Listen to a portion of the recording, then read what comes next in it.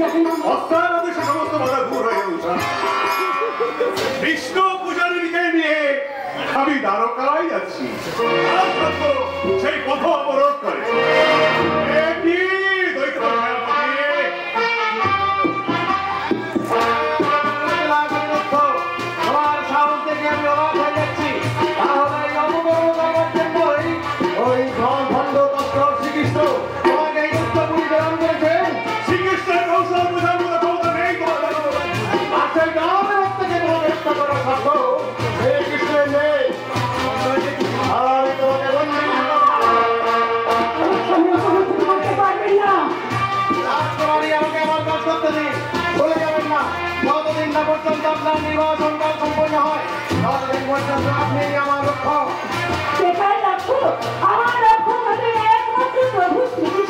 সেই জন্যই বলে আপনি আপনার প্রভুর মতো লিপ্ত হয়েছে আমি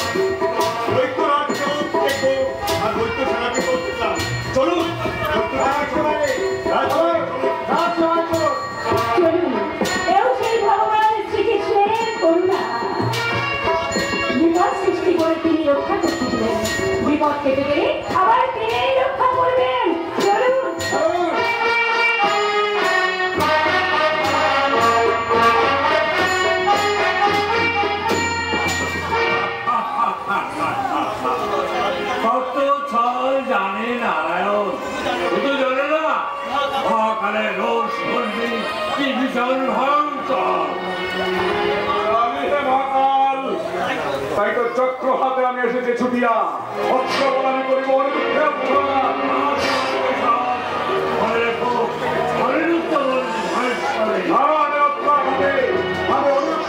শৃঙ্খল করিব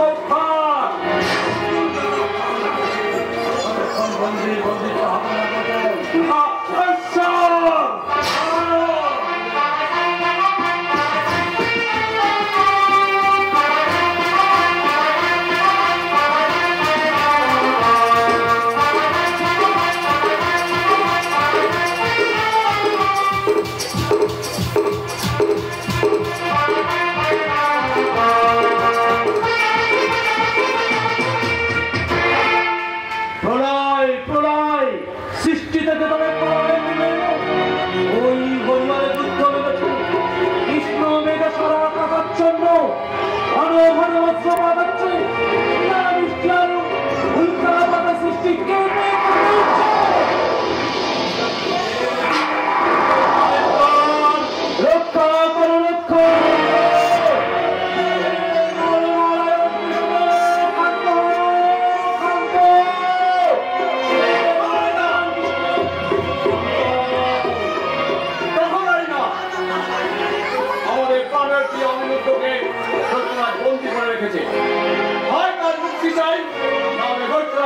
ধ্বংস হবে না। দৈত্যরাজের রক্ষক স্বয়ং মহাকাল সামরিক আক্রমণে মহাকাল নিশ্চিত হয়ে যাবে। নিশ্চিত হয়ে গেল সৃষ্টিরও যে কিছু অবিষ্ট থাকবে না তখন না। দৈত্যরাজের ধ্বংস আমিও চাই, কিন্তু সৃষ্টির কথা ভেবে আজ তোমাদের রসপণ্ডিত প্রশান্ত করতেই হবে। আজ আমি কারো কথা শুনব না। অনিরুদ্ধের মুক্তির পথে যে বন্দী হয়ে যাবে তাকে আমি হত্যা করবো। আর ভাবতে পারি না সৃষ্টিকর্তা বন্ধা সৃষ্টিকে রক্ষা করো, সৃষ্টিকে রক্ষা করো। হে আবির্ভূতা সনাতনী, তুমি আবির্ভূতা হও, তুমি পণ্ডিত প্রশমিত করো। সৃষ্টির এই দুর্দিনে আবির্ভূতা হও মা ভগবতী, তুমি আবির্ভূতা আবির্ভূতা।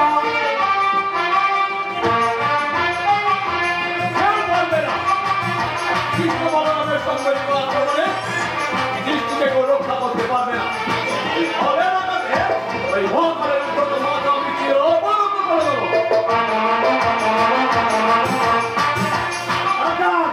আমার মাতা রক্ষা করতে তার খেলা যথেষ্ট। আমরা তাদের খেলা বলরামের হলের দিকে তোরা এগিয়ে এসেছি। যা এখনই দূর হয়ে যা, নইলে জীবিকার মতো গুলোকে আমি হত্যা করবো।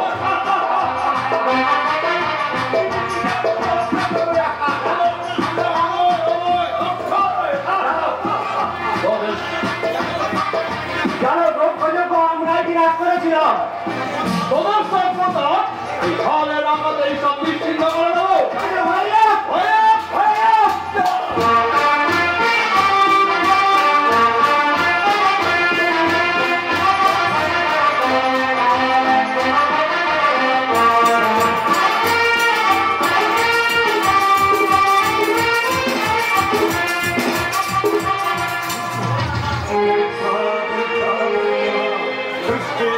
মহাপরীক্ষা শুনতে পাচ্ছ না? ভূচর জলচর নবচর বিশ্বের পরীক্ষাহী আত্মনাথ। এর জন্য তো তুমিই যাই নারায়ণ, তুমি তোমার ইচ্ছাতেই তো না, মনোরূপকে দৈত্য পরিবারে আবদ্ধ করে রেখেছ, সেই জন্যই মহাসমরের সৃষ্টি। আমি আমার ধর্ম কারণ, তাহলে তুমি অনিরুদ্ধকে মুক্তি দেবে না। যদি ভক্ত মাল তার মুক্তি দেয় না, নারায়ণ বিদ্বেষী অনিরুদ্ধকে তোমরা মুক্তি দেবে না। নারায়ণ বিদ্বেষী বান। তাহলে আজীবন বন্দী হয়ে থাকবে। আমার অপরাধ নিয়ে না, আমার অপরাধ নিয়ে না। অনেক সহ্য করেছি, এবার সহ্য করো সুদর্শনের ভার। জানো জানো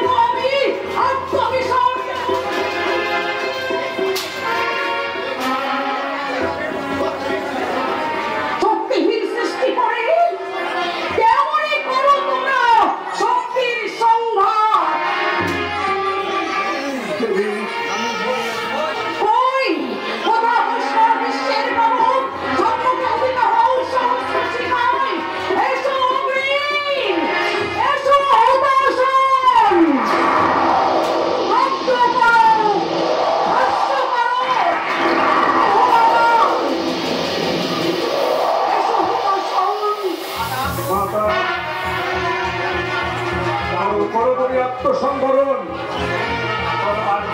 তোমার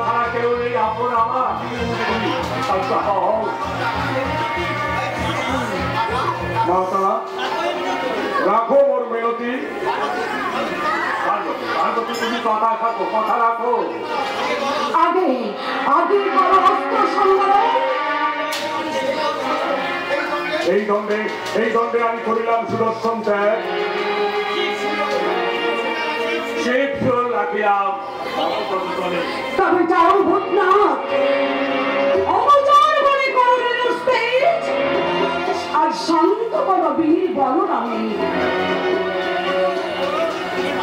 কিন্তু ভাগো উষা অনিরুদ্ধ বন্দিয়া দৈত্যপুরে, তার উপর ধরেছে অসহ্য পীড়ন। কুলপতি হয়ে কুলবতরী লাঞ্ছনা আমি কেমনে সইব? না না না, তার চেয়ে ভালো ছিল রঙে আত্মদান। নারায়ণ সর্বাপর পরিহার সতী আমি আর সদ্য মরতে পারি সতীর লাঞ্ছনা। মাতা প্রয়োজনে দত্ত করে সামনে করিব সংহার। তবু প্রভু না সহিব, তবু এমন আমার প্রতিকার এই সতীর পার্বতীর সুকঠিন পথ। তবে আর কি হয়ে গেল যুদ্ধ পারব। অনুচরগণ নন্দে ভেঙ্গে, অনুচরগণ নন্দে ভেঙ্গে।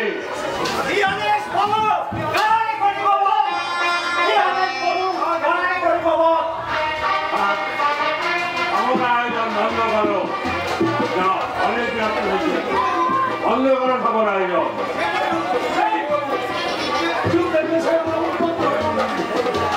বিরক্ত দেখালে তো ঢের, এবার মনে ক্ষান্ত দিয়ে করম আদেশ করো।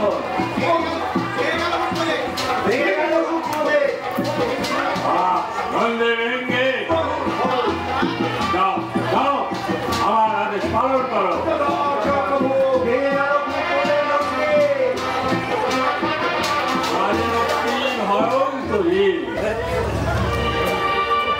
প্রণাম মহেশ্বর।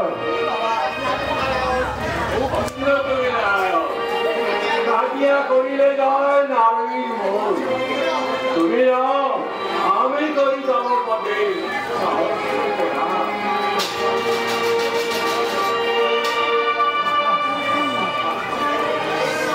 এই তো কৃষ্ণের নীতি, যুদ্ধের ছল করি কৌশলে করুণী জয় পার্বতীর বোন।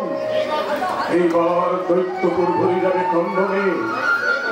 দেখিব নারীর ক্রন্দন শুনে নারী মন কতক্ষণ থাকে অবিচল।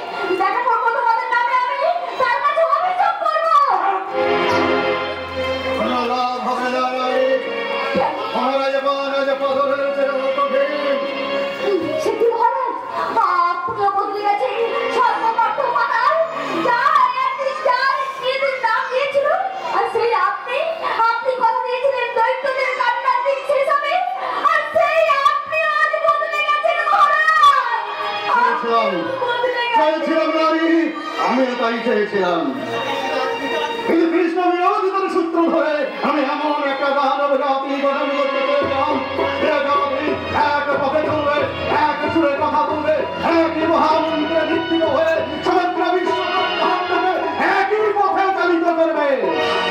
কিন্তু না, হলো না।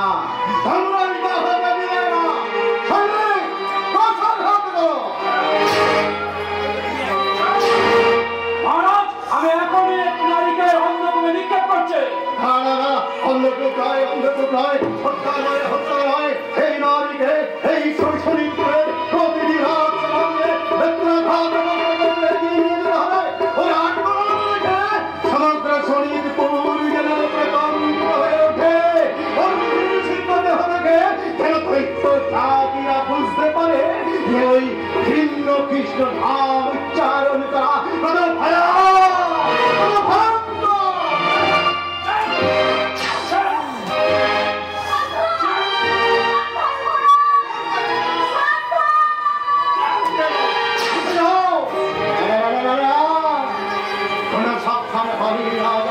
হয়ে উঠতে পারবে না।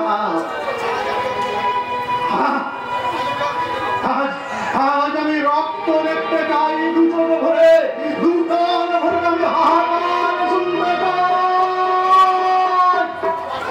কিন্তু কিন্তু আমার যেন মনে হচ্ছে কোন দুঃসংবাদ আমার দিকে এগিয়ে আসছে। সেনাপতি মহারাজ, বলো কি দুঃসংবাদ তুমি আমার জন্য বলে এনেছ? ভগবতীর গভীর অরণ্যে তুমি কি রেখে এসেছ?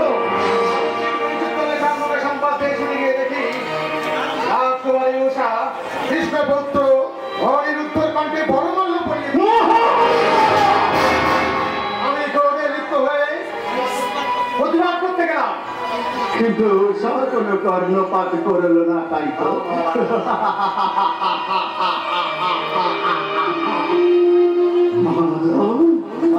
তুমি তুমি তোমার নিজের শ্রবণেন্দ্রিয়কে বিশ্বাস করতে পারছো না, তাই তো? আচ্ছা আচ্ছা মহামূল্য, তুমি একটা কাজ করতে পারবে? রাজকুমারের অনিরুদ্ধকে আমি আগেই বন্দি করে গেছি, যদি হত্যা আমাদের দেন কিন্তু তার আগে আমার এই চরম শত্রু পরম প্রিয় কন্যা তো আমাকে একবার দেখতে হবে।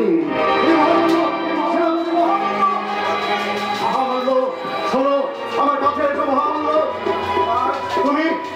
তুমি ওই অস্ফুটেশ করে একবার কৃষ্ণ নাম আমার এই কর্ণকুহরের মতো আমি দেখতে চাই কি আছে ওই নামে, কি মধুর, কি জাদু মাখা আছে ওই নামে।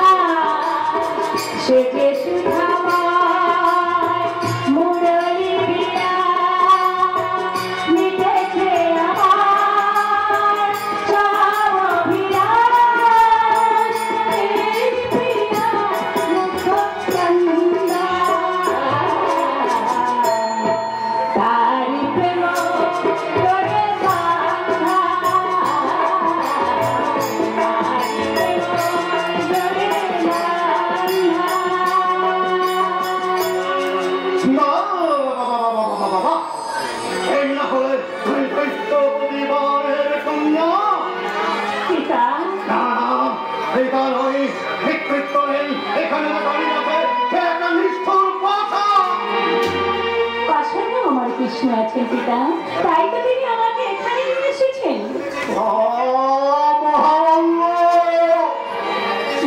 শুনেছ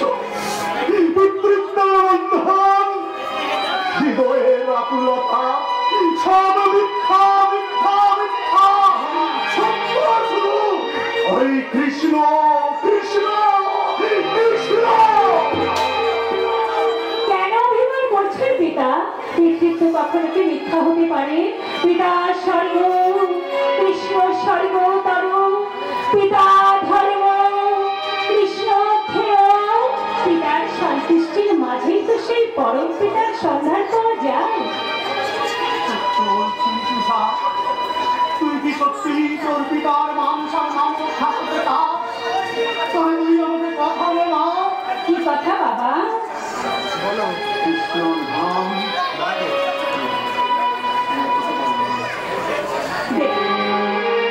কৃষ্ণ নাম ভুলতে পারবো না বাবা। তবে তুই সত্যি যদি পিতার সম্মান রক্ষা করতে চাস, তাহলে তুই আমাকে একটা কথা দেব। কি কথা বাবা?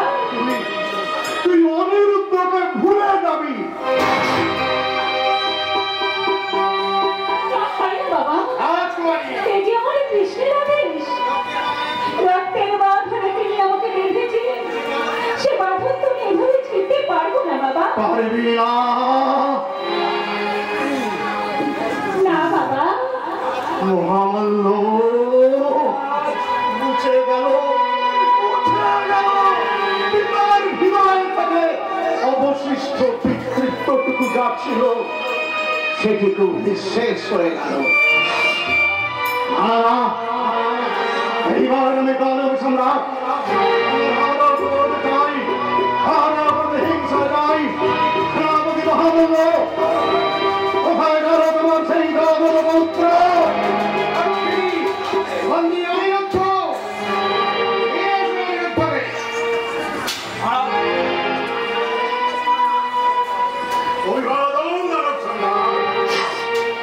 তুমি সেই গোপনন্দন যাদব পুত্র?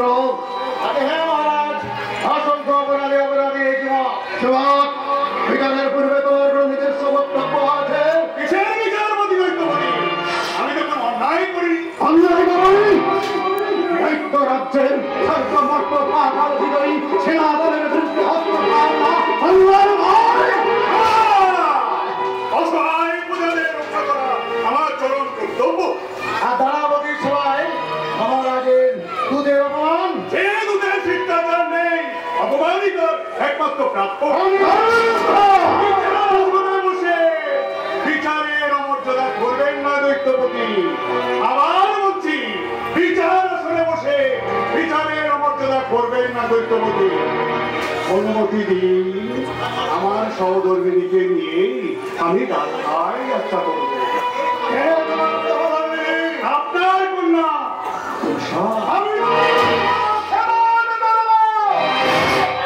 পারবেন না পিতা, তা আপনি পারবেন না। এটি আমাদের জন্ম জন্মান্তরের বন্ধন।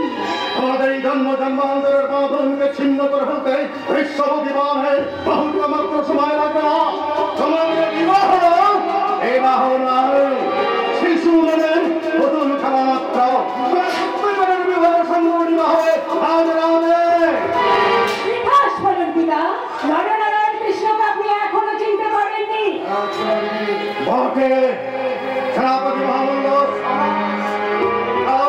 তুমি দৈত্য রাজ্যের পত্র সন্ধান করো, কৌশাকে সঙ্গে করে নিয়ে যাও। রানীকে দিয়ে বলো সে মহারাজা দানের আদেশ যত শীঘ্র সম্ভব যেন উষার মঙ্গলটি সম্পূর্ণ করে রাখে। মহারাজ আসুন, রাষ্ট্রপতি আসুন। আমার সহকর্মীকে দিয়ে আমি কোথাও যেতে দেব না।